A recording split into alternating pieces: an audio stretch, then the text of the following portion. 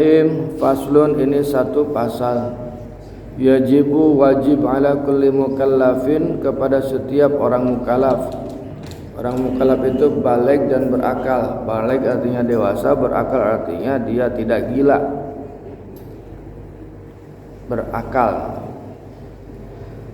Ada ujami'i ma aujabahullahu alaihi. Ada ujami'i, melaksanakan atau memenuhi, menunaikan semua ma perkara aujabahullahu alaihi, yang telah mau diwajibkan Allah, yang telah mewajibkan Allah atasnya. Wajib bagi setiap orang mukallaf Islam, maksudnya baligh dan berakal, untuk memenuhi semua perintah Allah.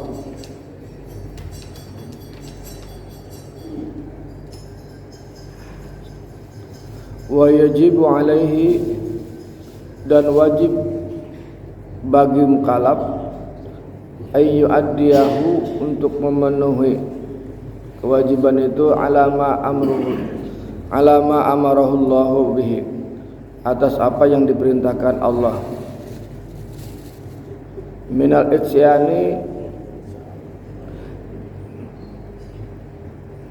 dari melakukannya itu bi arkanihi, dengan lengkap dengan rukun-rukunnya, wa syurutihi, dan syarat-syaratnya, wa yajtaniba, dan menjauhi mubtilatihi, pembatalannya.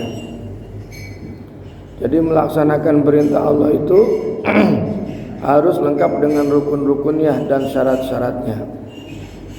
Rukun itu adalah sesuatu yang wajib ada dan menjadi penentu sah tidaknya suatu ibadah, tetapi sifatnya terputus. Namanya rukun. Kalau dalam sholat, rukun itu ada niat, ada takbiratul ihram, ada baca Fatihah, ada ruku, ada i'tidal, ada sujud, ada tumakninah. Itu namanya rukun. Harus ada itu. Kalau ketinggalan rukun itu berarti nanti tidak sah. Nah, rukun itu sifatnya terputus. Ya, awalnya niat, setelah niat takbir. Takbir putus, lanjut Fatihah gitu. Fatihah putus, lanjut ruku. Ruku putus, lanjut i'tidal. I'tidal putus, lanjut sujud. Sementara syarat adalah sesuatu yang wajib adanya dalam suatu ibadah dan menentukan sah tidaknya itu ibadah, sifatnya terus menerus. Contoh, sholat itu syaratnya harus suci dari 2 hadas, yaitu berarti wudu dulu kalau dia punya hadas kecil, mandi dulu kalau dia punya hadas besar. Mandi beres, hadas besarnya beres, kemudian dia wudu, hadas kecilnya beres. Sepanjang dia sholat dari Allahu Akbar atau dari niat sampai salam harus dalam keadaan suci. Berarti syarat mah terus menerus. Contoh lagi, harus syarat sholat itu harus masuk waktu. Harus masuk waktu. Jadi sepanjang sholat itu harus ada tetap di waktu yang bersangkutan. Contoh lagi, syarat sholat itu madhep kiblat. Madhep kiblat nih. Nah, kalau dia mengkol begini, belok begini dikit nih. Nah, standarnya itu yaitu dada. Kalau gini, kalau muka bukan standar madhep. Madhep itu standarnya adalah dada. Jadi kalau misalkan begini, batal. Ya. Kalau misalkan ngelihat doang, ngelihat yang nengok, itu batal. Itu. Jadi harus sepanjang jalan sholat itu, sepanjang masa sholat itu tetap dalam hadap kiblat. Beda cerita kalau memang ada kelainan. Misalkan orang ini susah sekali nih, ininya gini hadap kiblat gitu. Memang hese ya aya. Ada orang misalkan ini dari bawaan lahir gini emang. Kalau hadap kiblat itu begini jadi miring hese. Emang gitu meureun nanti. Ya tong dipermasalahkan itu memang tetap ada nama kadinya itu wa yajdaniba dan menghindarkan mubtilatihi pembatalannya.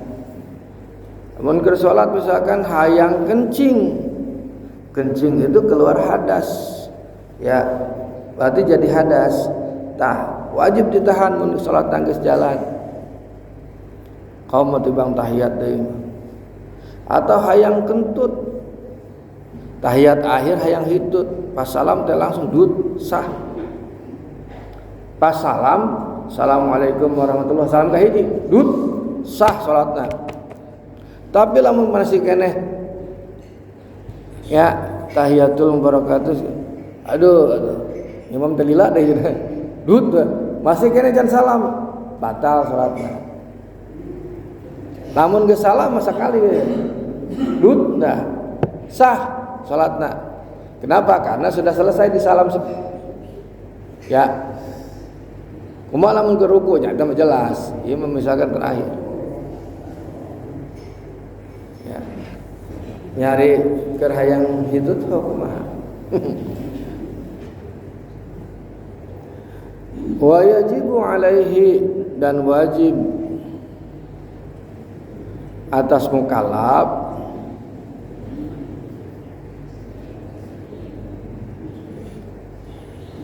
ya kan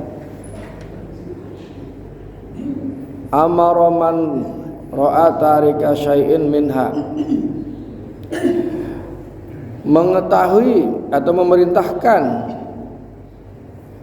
orang yang dia melihat dia meninggalkan kewajiban mana matara salat atau ini al-arkanu wasyurutu yadai terus meninggalkan rukun dan syarat bejaan jelema salat geuning teu wudu heula asaan can wudu bapak teh kitu bejaan au ya'ti biha ala ghairi wajiha atau dia melaksanakan kewajiban sholat misalkan ya ibadah itu tidak semestinya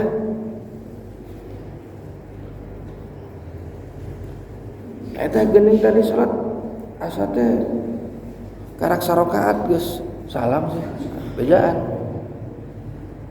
Jadi kita harus memerintahkan atau menyuruh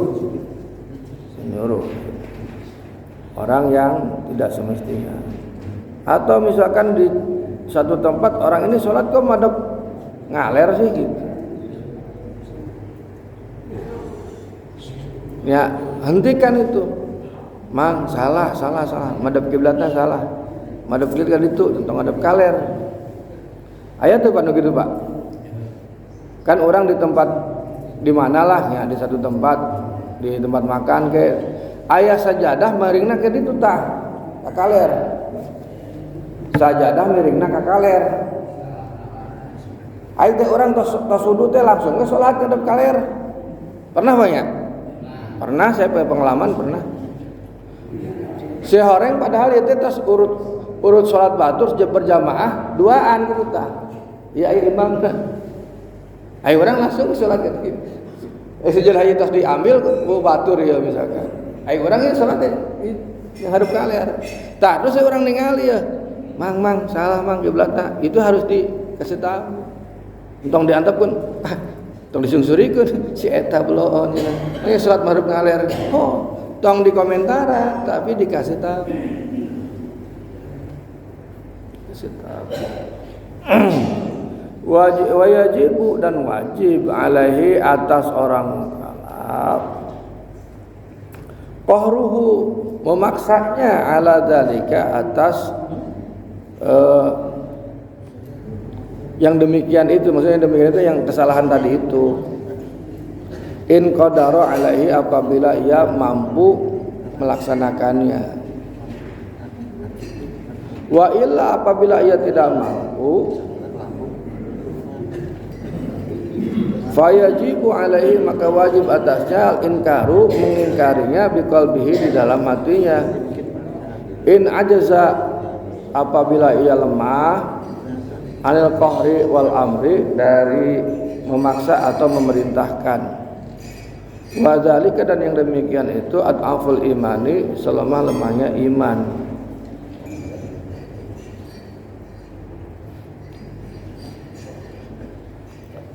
Ai aqallu ma yalzimul insana 'indal ajzi, yaitu batas yang paling minimal yang harus ada pada manusia ketika dia dalam keadaan lemah. Jadi ad'aful iman teh titik terendah keimanan yang ada di dalam hati. Setelah itu tidak ada lagi ruang iman tuh. Jadi paling lamun orang ngitung mah ngitung ya cai aya kene teh sih cai. Daya deui minimal segitu. Paling kecil kan cuma ada satu tetes udah itu. Paling kecil itu. Paling minimal. Berarti sangat tidak ada lagi. Lamun orang ningali kemaksiatan sini sebutkan atau kemungkaran orang mah tibang ieu we misali doang misali mengingkari gitu. Wajibu dan wajib tarku jamil muharramati meninggalkan semua yang diharamkan oleh Allah. Jadi setiap kita ini seorang mukallaf itu wajib meninggalkan semua yang diharamkan oleh Allah.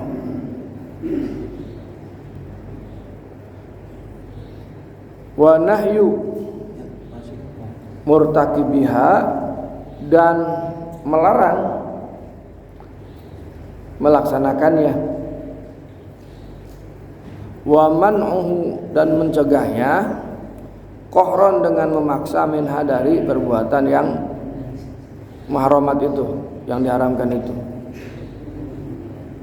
In qadaro apabila mampu alaihi atasnya. Ada hal-hal yang diharamkan kayak nanti praktek prostitusi misalkan di wilayah orang kudu tah di nongkrana ya dipaksa atau diperintahkan untuk tidak melakukan atau pergi gitu. Misalkan aya prostitusi di urang ya wajib begitu. Nah lamun urang wajibna naon? Wajibna ngomongna menyampaikanna. Amun urang geus ngomong mah sanajan manehna anggar gitu, orang jadi bebas dari dosa. Gitu. Karena yang wajib itu bukan penerimaannya tetapi berusaha untuk menyampaikannya, ngomongnya gitu. Atau memaksanya, mun bisa maksa, terbisanya gitu. Wa illa dan apabila tidak bisa wajib alaihi wajib atasnya an yunkira dalika an yunkira untuk mengingkari dalika hal yang haram itu biqalbihi di dalam hatinya tadi teh ya. Itu wa mufaraqahu dan memisahkan diri mau di'il maksiati dari tempat maksiat. Orang tuh bisa ngelarangnya ulah cicing di dinya. Aya dibuka misalkan tempatnya jeung eta lah praktek prostitusi misalkan. Orang tuh bisa ngelarang ya ulah cicing didinya. Tempat perjudian, ya orang tuh bisa ngelarang ulah cicing didinya, ulah nongkrong didinya. Wal haramu dan haram, dan hal yang haram itu ma tawa'adallahu, sesuatu yang mendapatkan ancaman Allah, murtakibuhu, bagi orang yang melaksanakannya, bil iqabi, dengan siksaan. Jadi haram itu adalah sesuatu yang diancam oleh Allah mendapatkan siksaan bagi orang yang melaksanakannya. Wa wa'ada tarikuhu bisawabi, dan Allah menjanjikan bagi orang yang meninggalkan barang haram bisawabi, dengan ganjaran.